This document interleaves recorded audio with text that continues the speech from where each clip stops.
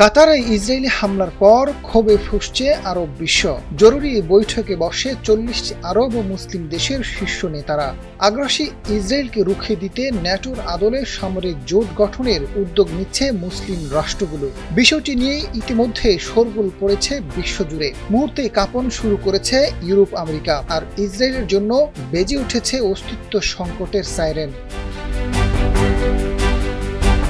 গেল 9 September Israeli বিমান হামলায় কেঁপে উঠে কাতারের রাজধানী দোহা।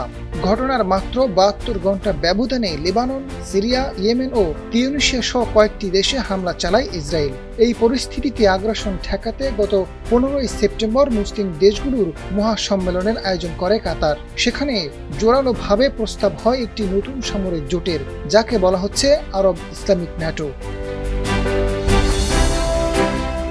পাকিস্তানের উপপ্রধানমন্ত্রী ও পররাষ্ট্রমন্ত্রী ইসহাক দার ইসলামিক সামরিক জোটের প্রস্তাব করেন। দোহার সম্মেলনে তিনি জানান, মুসলিম দেশগুলিতে বারবার আক্রমণ, গণহত্যা চালিয়ে পার পেয়ে যাচ্ছে ইসরায়েল। আর কোনোভাবেই দেশটিকে ছেড়ে দেওয়া যাবে না। তাই ইহুদি রাষ্ট্রটির নকশা পর্যবেক্ষণের জন্য আরব ইসলামিক টাস্ক ফোর্স গঠনের দাবি তোলেন তিনি। এদিকে আরব ইসলামী সম্মেলনে মিশরের president Abdel Fattah al Sisi যৌথ আরব বাহিনীর গঠনের প্রস্তাব করেন। এই বাহিনী গঠন হবে ন্যাটোর আদলে। ন্যাটোভুক্ত কোনো রাষ্ট্র হামলা বা নিরাপত্তা হুমকির মুখে পড়লে ওই দেশকে রক্ষায় সেনা সহায়তা দিতে প্রতিশ্রুতিবদ্ধ। যৌথ আরব বাহিনীর সদর দপ্তর মিশরের রাজধানী কায়রোতে রাখার কথা বলেন আল সিসি। বৈঠকে একই প্রস্তাব দেন ইরাকের প্রধানমন্ত্রী মোহাম্মদ শিয়া আল সুদানি।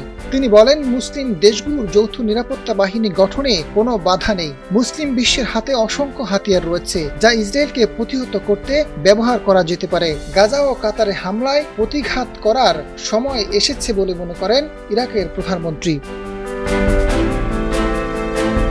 আরব ন্যাটো গঠনের সবচেয়ে বড় বাধা আমেরিকা। কারণ পশ্চিম দেশের অনেক দেশেই রয়েছে যুক্তরাষ্ট্রের সেনা ঘাঁটি। কাতারের আল উদেইদ বিমান ঘাঁটি বড় উদাহরণ, যা ওই এলাকার বৃহৎ মার্কিন সামরিক ঘাঁটি, যেখানে প্যাট্রিয়ট নামক আকাশ প্রতিরক্ষা ব্যবস্থা মোতায়েন রেখেছে ওয়াশিংটন। এছাড়া ইরাক, কুয়েত, সৌদি আরব, বাহরাইন, সংযুক্ত আরব আমিরাত এবং জর্ডানেও রয়েছে বিপুল সংখ্যক মার্কিন সেনা।